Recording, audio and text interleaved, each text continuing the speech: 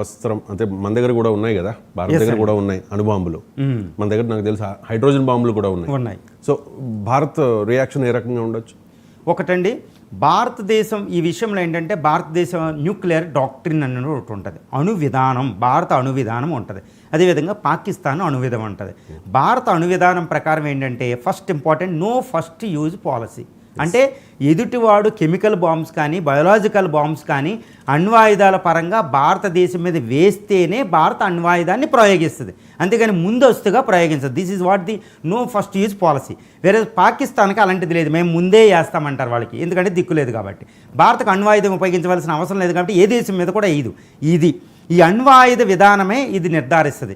ఇప్పుడు పాకిస్తాన్ మన మీద అణ్వాయుధం వేస్తే భారత అణు విధానమే ఇంకొక పాయింట్ చెప్తుందండి, చాలా ముఖ్యమైనవి ఏంటంటే deterrence, it is for the deterrence అని చెప్తుంది. మూడోది ఏంటంటే ఒకవేళ ఎదుటి శత్రువు మా మీద ఈ ఆయుధం వేస్తే వెపన్స్ ఆఫ్ మాస్ డిస్ట్రక్షను, మా ప్రతిస్పందన అనేది to inflict the all out destruction on the adversary అంటదనమాట. అంటే శత్రువుని కూడా తీసుకోలేని విధంగా నాశనం చేస్తామని చెప్పింది. దానికోసం డిటరెన్స్, మినిమం డిటరెన్స్ అనేది న్యూక్లియర్ ట్రైడ్ అంటారు. అంటే 3 వాహకాలు ఉంటాయండి, త్రీ అని 3 ఉంటాయి. అది నౌకాదళ పరంగా అక్కడ మనకేముంది, SSN అనే మిసైల్ ఉంది, INS అరిహంత్ అక్కడ ఒకటి ఉంది, K-17 మిసైల్స్ ఉన్నాయండి అక్కడ, K-100 అని అదొకటి. విక్రాంత మీద న్యూక్లియర్ ఇవి ఒకటి ఉంటాయి, న్యూక్లియర్ని బాంబులు పట్టుకెళ్ళే బాంబర్స్ ఉన్నాయండి, ఇది MiG-29 ఒకటి. అదేవిధంగా కొన్ని బాంబర్స్ అనేవి ఈ INS విక్రాంత మీద ఉన్నాయి, మిరేజ్, వాటిలో అణ్వాయుధాలు ఉంటాయి, అది నౌకాదళం మీద నుంచి సబ్మెరీన్స్ ద్వారా వెళ్తాయి. మూడోది మన మిసైల్స్ ఉంటుంది, అగ్ని మిసైల్. ఈ అగ్ని మిసైల్ మిర్వ్ టెక్నాలజీతో ఉంటుందండి, అంటే ఆకాశంలో 12 వెళ్ళి ఒకేసారి 12 దిక్కులు చూసుకుని కోల్చేద్ది. దాన్ని తట్టుకోవడం పాకిస్తాన్ వల్ల కాదు.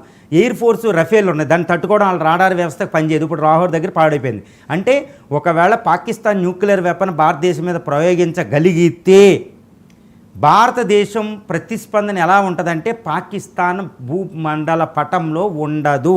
ఎందుకంటే భారతదేశం దగ్గర 145 ఒకేసారి 10 అణ్వాయుధాలని కరాచీ, లాహోర్, ఇస్లామాబాద్, క్వెట్టా లాంటి టౌన్ని సర్వనాశనం చేసే విధంగా భారత అణ్వాయుధ ప్రయోగం ఉంటుంది. అంటే ఒక్క అణ్వాయుధం భారతదేశం మీద పడగానే మనం వెంటనే సెకండ్స్లో ప్రతిస్పందించే విధానం ఎలా ఉంటుందంటే it is complete inflict destruction, complete destruction. భారత అణ్వాయుధం చెప్పినట్టు అంత శక్తి భారత న్యూక్లియర్ ట్రైడ్ దగ్గర ఉంది.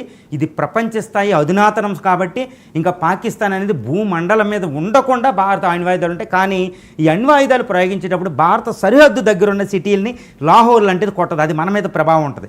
కాబట్టి దూరం ఉన్న కరాచీ పాకిస్తాన్ సర్వనాశనం అయిపోద్ది. ఇస్లామాబాద్ రావులపిండి సైనిక స్థావరం ఉంటుంది, దాన్ని కొట్టవచ్చు. ఈ విధంగా భారతదేశం దీన్ని సంసిద్ధం చేసుకునే న్యూక్లియర్ డాక్టర్కి అనుకూలంగానే ఈ పరిస్థితికి మనం వెళ్ళే అవకాశం ఉందని చెప్పొచ్చండి. రైట్, అనిర్దయం వస్తే ఖచ్చితంగా అది చాలా పెద్ద వినాశనంగానే మనం పరిగణించాల్సి ఉంటుంది. ఎందుకంటే ఆల్రెడీ ఎక్స్పీరియన్స్ ఉంది. సెకండ్ వరల్డ్ వార్లో హిరోషిమా నాగసాకి ఆ విలయం ఇప్పటికీ మనకి కళ్ళ ముందు కదులుతూ ఉంటుంది. సో భారత్ అడ్డుకునే మార్గాలు ఏదైనా ఉన్నాయా? పాకిస్తాన్ అణ్వస్త్రాలు వాడకుండా, వేయకుండా, అంటే వేస్తే తట్టుకోగల సామర్థ్యం మనకుంది, కానీ వేయకుండా చేసే ప్రయత్నం ఏదైనా చేయొచ్చా? ఇవి మార్గాలు ఏంటి? ఇది చాలా సంక్లిష్టమైన విషయం అండి. ఎందుకంటే పాకిస్తాన్ ఏంటంటే తన ఆత్మ అణ్వాయుధాలే దాని రక్షణ అని అంత సెక్యూర్ చేసింది. ఎంత సెక్యూర్ చేస్తుందంటే అమెరికా కంటపడకుండా, ఇజ్రాయెల్ కంటపడకుండా, తీవ్రవాదులు కంటపడకుండా రక్షించుకుంటుంది. అదే దాని ఆస్తి కూడా. దానివల్ల భారత నుంచి ఇప్పుడు దాకా రక్షించుకుంటుంది. ఈ అణ్వస్త్ర ప్రయోగాలు భారతదేశం మీద అవ్వకుండా అడ్డుకోవాలంటే భారత దగ్గర కొన్ని ప్రత్యామ్నాయ మార్గాలు ఉన్నాయండి అణుయుద్ధం జరగకుండా. అదేంటంటే మొట్టమొదటిగా మనం తీసుకునేది S-400